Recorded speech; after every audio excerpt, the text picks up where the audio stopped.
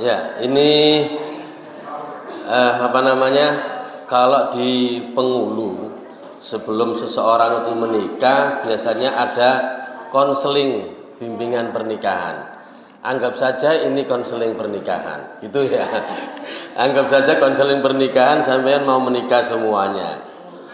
Ya, semuanya kan pasti. Amin. Iya enggak apa-apa kan? Seperti itu. Ya. Karena memang laki-laki dan perempuan itu diciptakan oleh Allah berpasang-pasangan. Semuanya berpasang-pasangan.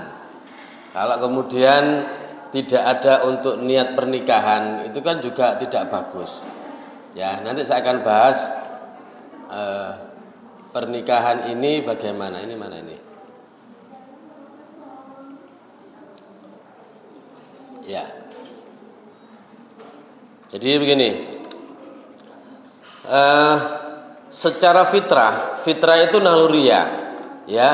Secara fitrah manusia itu laki-laki, terutama yang laki-laki itu memiliki syahwat, memiliki keinginan, memiliki kecondongan, memiliki kecenderungan untuk cinta kepada perempuan. Ya. Tidak hanya perempuan, kalau dari ayat secara lengkap itu ini. Sesungguhnya manusia itu zuyyina linnas hubbus syahawat, kecondongan, keinginan, yaitu cinta kepada apa? Pertama, nisa, pada wanita. Kemudian wal banin, dia cinta kepada anak-anaknya. Itu fitrah. Kalau ada manusia yang tidak cinta pada anaknya, berarti dia sudah melawan kodratnya sebagai manusia. Wong hewan saja ya, itu ketika punya anak dan anaknya diganggu oleh yang lain, biasanya induknya pasti akan marah atau paling tidak melindungi. Apalagi manusia. Tuh, kemudian cinta kepada apa? Wal qanatiril muqantarati minadz zahab, perhiasan dari emas, wal fiddah dan perak, wal khairil musawwama, tunggangan. Tunggangan itu kalau dulu ya onta, kuda, sekarang ya mobil gitu maksudnya. Terus wal an'am, ternak, wal haris dan sawah. Itu fitrah manusia. Ya, terutama laki-laki itu punya keinginan, punya syahwat untuk cinta pada laki-laki, pada perempuan, pada anaknya, pada harta yang dimilikinya, pada ternak dan pada sawah. Itu normal, fitrah. Ya, semua manusia seperti itu. Nah, kita kalau mengamati dalam ayat-ayat tentang pernikahan itu biasanya menggunakan kalimat subhana, artinya maha suci. Atau dalam ayat lain itu menggunakan kalimat wa min ayatihi, di antara tanda-tanda Allah. Artinya begini, bahwa perjodohan, pernikahan itu adalah sebuah rahasia yang hanya Allah saja yang tahu. Kalau dalam hadis Nabi itu kan ada 3 hal yang manusia tidak tahu, yang hanya diketahui oleh Allah. Apa 3 itu? Jodoh. Yang kedua apa? Kematian. Yang ketiga, rezeki. Ya, 3. Makanya di sini dikatakan subhana, maha suci. Kalau ada seseorang kemudian sudah menemukan jodohnya, berarti dari 3, salah satu dari 3 itu dia sudah terbuka rahasianya. Kalau seseorang sudah menikah, ya subhana itu maha suci. Ayat-ayat yang terkait dengan hal-hal yang di luar nalar, Allah menggunakan kalimat ini subhana atau wa min ayatihi. Itu menandakan sesuatu yang sangat istimewa dan sesuatu yang di luar jangkauan manusia. Ya, perjodohan contohnya, perjodohan. Sampean kan hari ini masih belum punya angan-angan siapa yang jadi jodoh. Ya kan? Siapa jodoh saya? Siapa istri saya? Siapa suami saya? Orang pacaran lama belum tentu kemudian dia menikah. Orang tanpa pacaran hanya kenal 1 hari, 2 hari dengan proses yang di luar nalar dia bisa menjadi jodoh. Saya punya teman. Saya waktu kuliah di UINSA dulu, IAIN, itu kan arahnya dari mana? Dari utara ke timur. Nah, suatu saat teman saya itu ada 2 sepeda motor, teman saya agak menengah sedikit, ada di kirinya itu ada sepeda motor perempuan, teman saya yang laki-laki. Ternyata dikira teman saya yang di kirinya yang perempuan itu dikira akan belok kiri ke kampus UINSA. Ternyata teman saya belok kiri, ini lurus, tabrakan, jatuh. Yang jatuh yang perempuan, yang laki-laki masih agak bertahan. Teman saya yang laki-laki. Dari situ akhirnya jadi jodoh. Loh iya kan? Nggak nyangka itu. Dari situ si perempuan tadi yang ketabrak itu diangkat sama teman saya. Di depannya kan ada rumah sakit Bayangkara. Sebelah sana sedikit lah. Sebelah Polda itu, rumah sakit Bayangkara ya. Di situ. Loh itu hanya kenalan beberapa hari, tidak terlalu parah sakitnya, kemudian jadi jodoh. Ya kan? Datangnya jodoh itu tidak disangka. Seperti itu. Saya dengan istri saya itu tidak tahunya istri saya itu teman dari adik saya ketika SD. Padahal saya tidak kenal. Satu sekolah dengan saya dulu SD-nya. Saya tidak kenal ya ketika mau menikah. Saya itu kenalan ketika bulan Ramadan, sama-sama aktif di Remas. Kemudian bulan Idul Adha itu saya menikah. Berarti jaraknya berapa bulan?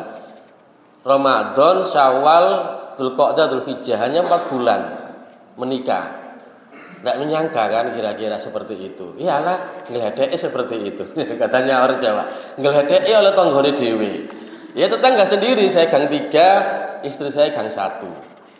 Ya, padahal saya waktu itu juga banyak kenal yang banyak jauh-jauh. Tapi itulah namanya jodoh. Makanya Allah menggunakan kalimat subhana, maha suci, atau wa min ayatihi an khalaqalakum, seterusnya menggunakan kalimat seperti itu. Nah, ini apa sih tujuannya pernikahan? Ya, pernikahan itu kalau kita lihat dari tujuan diperlakukannya syariat ada 5. Yang saya langsung ambil yang ketiga. Pernikahan itu tujuannya adalah untuk menjaga keturunan. Artinya begini, kalau ada orang yang tanpa adanya ikatan pernikahan, dia kemudian kumpul, kalau bilang kumpul kebo kan enggak enak ya, namanya manusia masuk kumpul kebo, ya kumpul manusia lah, kumpul manusia tapi tanpa ada ikatan perkawinan. Kan banyak sekarang tradisi seperti itu, terutama di barat. Kemudian dia punya anak, status anaknya itu bapaknya siapa? Apakah si pasangannya tadi itu? Belum tentu juga. Karena dia tanpa ikatan pernikahan. Bisa jadi si perempuannya juga berhubungan dengan laki-laki yang lain. Ya, makanya ketika dia punya anaknya misalkan perempuan, karena tanpa ada ikatan pernikahan, bisa jadi nanti si anak itu akan menikah dengan bapaknya sendiri karena tidak ada ikatan apapun, tidak ada surat apapun, tidak ada identitas kalau si laki-laki tadi itu bapaknya. Nah, kalau ada seorang menikah satu darah, itu disebut dengan incest. Incest itu pernikahan satu darah. Saya menikah dengan anak saya, atau anak saya yang pertama menikah dengan adiknya, itu incest, pernikahan sedara. Nah, pernikahan sedara itu secara medis itu sangat rentan terhadap risiko penyakit yang mengalami keterbelakangan mental. Ya, itu rata-rata seperti itu. Ya mohon maaf, idiot lah istilahnya ya. Coba Anda bayangkan, kalau tidak ada pernikahan, orang kemudian berhubungan tanpa ada ikatan pernikahan, punya anak, menikah dengan bapaknya atau menikah dengan saudaranya karena dia tidak tahu itu saudara kandungnya, bisa jadi nanti generasinya dia akan punya anaknya idiot, punya anak lagi, anaknya idiot. Hamen bayangkan 100 tahun lagi dunia akan dipenuhi dengan orang-orang yang memiliki keterbelakangan mental. Nah, makanya kenapa pernikahan harus dibuat sebuah aturan, tujuannya ini untuk menjaga keturunan agar keberlangsungan dunia ini tetap eksis, tetap stabil. Kalau generasi 100 tahun lagi mereka itu dari generasi yang punya keterbelakangan mental, Nah, ini nanti ya dunia tidak akan bisa seperti ini eksisnya. Ya, ini hukum nikah dalam Islam. Sebenarnya secara hukum asal, hukum nikah itu adalah yang ini, yang mubah ini. Mubah itu artinya sesuatu yang boleh dilakukan, boleh ditinggalkan. Ya, sampean mau nikah boleh, tidak mau nikah juga boleh. Tetapi karena ini dicontohkan oleh Nabi, maka nikah itu hukumnya menjadi sunnah. Sesuatu yang kalau kita lakukan dapat pahala, kita tinggalkan kita tidak dapat apa-apa. Ya, sunnah. Tapi dia bisa menjadi wajib pernikahan itu.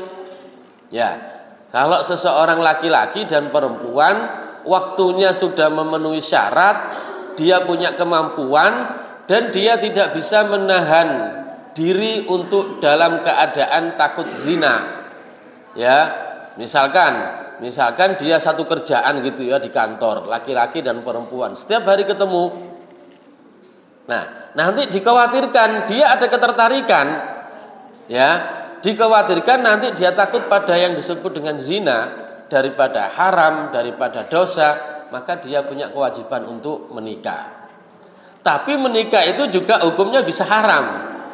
Ini yang harus dihati-hati. Ya, saya punya teman itu, saudara dari teman saya itu perempuan. Dia menikah dengan seorang laki-laki yang dalam pernikahan itu si perempuannya KDRT, kekerasan dalam rumah tangga. Ya, sampai kemudian si perempuan itu depresi, akhirnya terkena kanker, mohon maaf, payudara. Sampai akhirnya ya pokoknya awak entek lah, sampai kurus, bolak-balik di kemo itu, ya rambutnya pokoknya kurus lah. Akhirnya dalam jangka tidak lama, 10 tahun, tidak sampai 10 tahun lah, anaknya waktu itu masih kecil kok, mati, meninggal si perempuan tadi itu. Nah, ternyata usut punya usut, kenapa si laki-laki tadi itu sampai KDRT terhadap si perempuan itu? Ternyata dia itu balas dendam. Si laki-laki itu dulu punya saudara kakak perempuan, itu dinikahi oleh saudaranya si perempuan tadi itu. Nah, ketika dinikahi tadi itu, si kakaknya dari yang laki-laki tadi itu juga di KDRT sampai, tapi tidak sampai meninggal. Ya pokoknya nolongso lah. Nah, begitu kemudian cerai, adiknya dari anak perempuan tadi itu kepingin balas dendam kepada keluarga dari suaminya, kakaknya tadi itu. Akhirnya ya seperti itu. Berarti dia ketika menikah, dia itu punya keinginan untuk menyakiti si perempuan tadi itu sebagai bentuk balas dendam.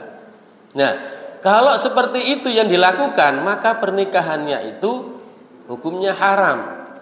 Karena di awal sudah ada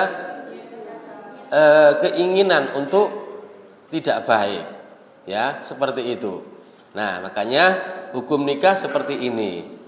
Yang sebenarnya adalah kemudian sunnah. Tuh, pernikahan bisa jadi wajib, bisa jadi haram, bisa jadi makruh. Makruh itu di atasnya haram, dilakukan tidak baik, sebaiknya ditinggalkan.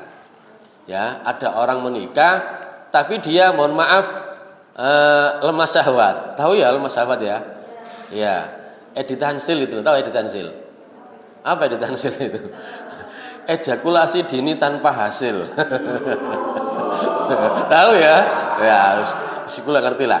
Ya, kalau ada orang yang lemah syahwat kemudian ini makruh dia menikahi. Karena kalau dia lemah syahwat, ya lemah syahwat dia menikah, yang kasihan si wanitanya. Nah, itu makruh orang seperti itu. Apalagi dia kemudian tidak punya nafsu. Nah, itu makruh nikahnya. Ya. Ada lagi nikah yang makruh itu seseorang yang masih dalam usia sekolah. Itu makruh. Karena apa? Karena masih dalam tanggungan orang tuanya. Dia masih belum bisa menafkahi istrinya, ya. Itu makruh. Sebaiknya ditinggalkan, jangan menikah.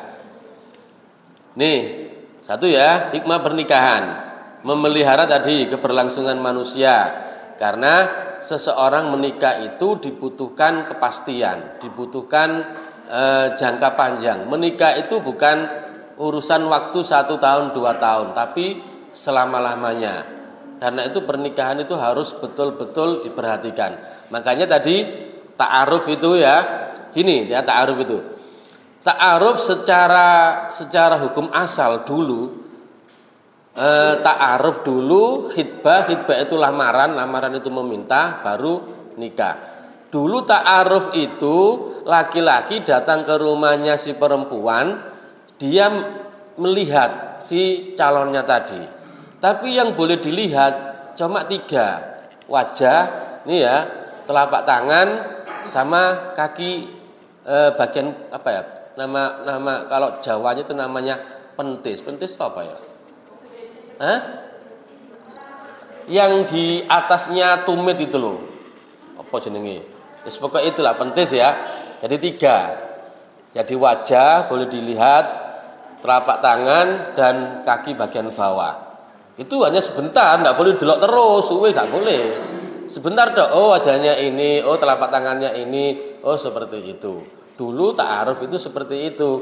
Nah, sekarang kan sudah setiap hari ketemu kan, wajahnya sudah sering kelihatan. Apakah perlu kemudian harus ta'aruf? Wongus kenal, ya apanya yang dita'arufi kan gitu. Akhirnya prosesnya langsung ke khitbah. Khitbah itu dalam bahasa kita itu lamaran, meminta. Tujuannya apa sih? Tujuannya begini. Ini yang nanti yang laki-laki ya kalau mau melamar si wanita, yang pertama harus ditanyakan, betulkah kamu itu anaknya bapak A ini, ibunya ini. Itu pertama, orang tuanya. Kedua, harus dipastikan si perempuan itu belum pernah menikah atau belum dalam keadaan dalam ikatan pernikahan. Itu penting. Jangan-jangan nanti yang kamu tanya si perempuan tadi itu masih menjadi istrinya orang lain. Itu tidak boleh dinikahi. Terus ketiga, ketika seseorang khitbah melamar, harus dipastikan si wanita ini belum dilamar oleh laki-laki lain. Tidak boleh, ya. Kalau seseorang wanita sudah dilamar oleh lelaki lain, itu hukumnya haram untuk dilamar. Tidak boleh dilamar, karena sudah ada perjanjian, ada ikatan. Cuma di tradisi Jawa itu tidak seperti itu modelnya. Ada orang datang ke rumah si wanita. Saya dulu pernah diajak oleh saudara saya laki-laki itu, saudara punya anak laki-laki, diajak ya nilik lah, istilahnya nilik, belum lamaran, hanya menanyakan tok. Itu oleh sebagian orang di daerah itu sudah dianggap meminta, sudah dianggap khitbah. Padahal kemudian di belakang hari tidak jadi si laki-laki itu akhirnya si orang tuanya ditatap setiap hari oleh orang tuanya si wanita tadi. Gimana sudah dilamar begini-begini? Padahal itu belum dilamar, hanya datang ingin melihat saja. Lah itu boleh batal. Wong lamaran aja boleh batal. Kalau sudah dilamar, kalau mau dibatalkan ya datang lagi. Tidak jadi. Ya. Nah, setelah lamaran baru nikah.